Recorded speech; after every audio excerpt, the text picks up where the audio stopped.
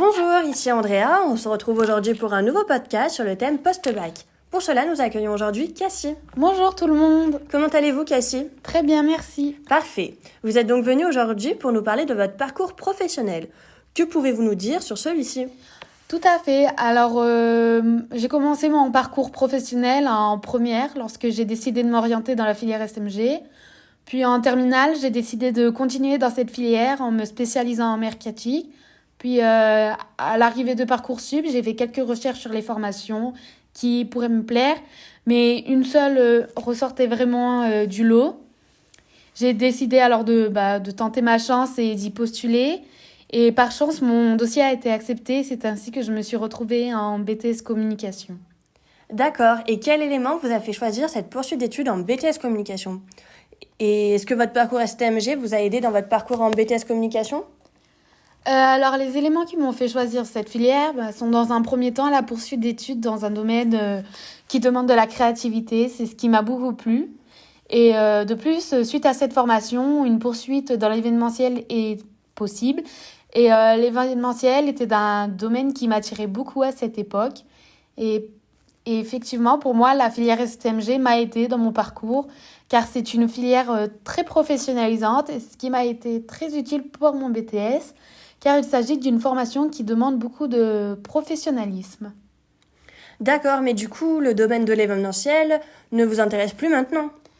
Effectivement, le domaine de l'événementiel reste très intéressant, mais ce n'est plus le domaine vers lequel je souhaite me diriger, car grâce à cette formation et aux stages que j'ai pu faire pendant celle-ci, j'ai pu découvrir de nouveaux domaines plus axés sur la création qui m'ont vraiment plu et vers lesquels je souhaite me tourner dorénavant.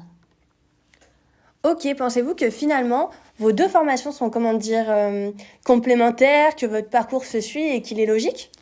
Bien sûr que pour moi, mon parcours il est logique et que mes deux formations sont complémentaires, car les deux se complètent vraiment.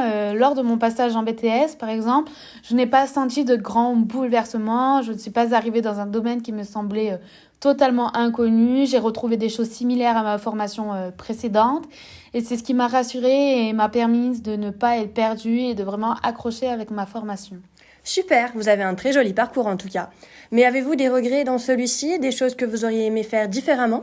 Absolument pas. Si c'était à refaire, je referais les mêmes choses sans hésiter. D'accord, et qu'est-ce que vous envisagez pour la suite? Quelles sont les possibilités?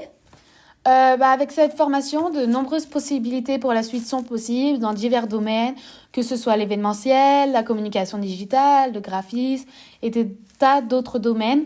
Mais pour ma part, je pense continuer en me spécialisant pour devenir chef de projet en optant pour une licence professionnelle en alternance. D'accord, eh bien nous avons terminé. Merci beaucoup Cassie d'avoir répondu à nos questions.